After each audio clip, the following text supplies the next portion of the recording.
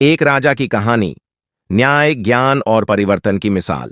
बहुत समय पहले की बात है। एक विशाल और समृद्ध राज्य था, सत्यलोक। इस राज्य के राजा का नाम था राजा धर्मवीर। धर्मवीर अपने न्यायप्रिय स्वभाव, दयालुता और प्रजा के प्रति प्रेम के लिए दूर दूर तक प्रसिद्ध थे। सत्यलोक में कभी कोई भूखा नहीं सोता था, न ही किसी के साथ अन्याय होता था। यह सब राजा धर्मवीर की दूरदृष्टि और नीतियों का परिणाम था। राजा बचपन से ही अत्यंत बुद्धिमान थे। जब वे छोटे थे तब उनके गुरु ने उन्हें सिखाया था, राजा वह नहीं जो केवल राजमहल में बैठकर आदेश दे, बल्कि वह होता है जो प्रजा का दुख अपना समझे। इस विचार ने राजा धर्मवीर के मन में गहराई से जगह बना ली थी। समय बीतता गया और राजा ने राज्य को इतनी कुशलता से चलाया कि वहां सुख शांति बनी रही। लेकिन एक दिन कुछ अजीब हुआ।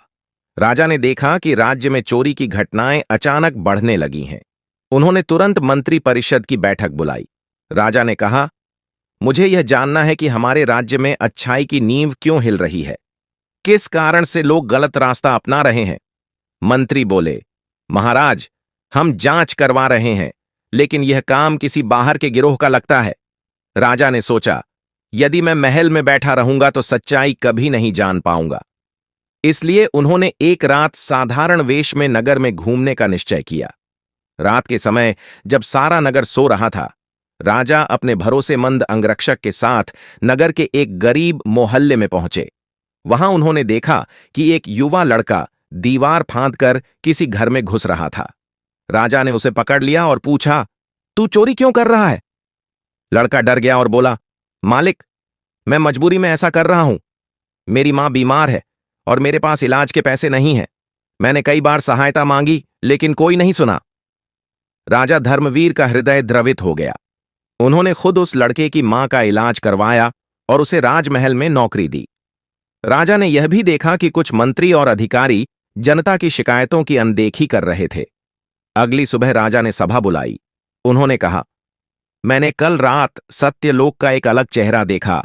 यह हमारा राज्य नहीं हो सकता जहां कोई भूख से चोरी करने को मजबूर हो। यदि मैं आंख मूंद लूं तो मेरा राज्य बर्बाद हो जाएगा। राजा ने सुधारों की एक श्रृंखला शुरू की। उन्होंने हर गांव और नगर में जन सुनवाई केंद्र खोले, जहां लोग अपनी समस्याएं सीधे राजा तक पहुंचा सकते थे। उन्होंने एक विशेष राज न्याय मंडल बनाया, जिसमें भ्रष्टाचार और अन्याय की जांच निष्पक्ष तरीके से की जाती थी। 1 वर्ष के भीतर राज्य की तस्वीर बदल गई। जनता को महसूस हुआ कि उनका राजा सच में उनके साथ है। चोरी की घटनाएं न के बराबर हो गईं।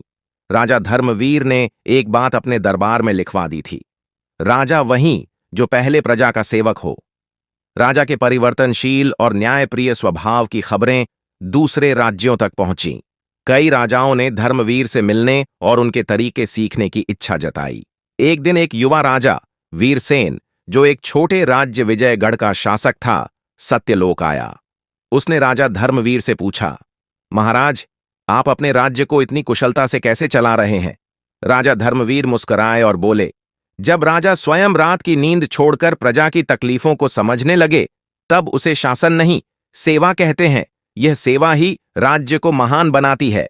वीरसेन ने यह बात गांठ बांध ली और अपने राज्य लौट गया। कुछ वर्षों बाद विजयगढ़ भी एक आदर्श राज्य बन गया। राजा धर्मवीर ने अपने जीवन काल में कभी भी ताज को अपने गौरव का प्रतीक नहीं माना, बल्कि उसे एक जिम्मेदारी समझा। उन्होंने अपने बेटे को भी यही सिखाया और अंत में वृद्धावस्था में उन्होंने राज्य का भार पुत्र को सौंपकर एक साधारण कुटिया में रहने का निश्चय किया। वे अंतिम दिनों तक गांवों में घूम घूम कर लोगों की सेवा करते रहे। उनकी मृत्यु के दिन पूरे राज्य में शोक की लहर फैल गई, लेकिन लोग गर्व से कहते थे, हमने एक ऐसा राजा देखा जो सच में राजा था।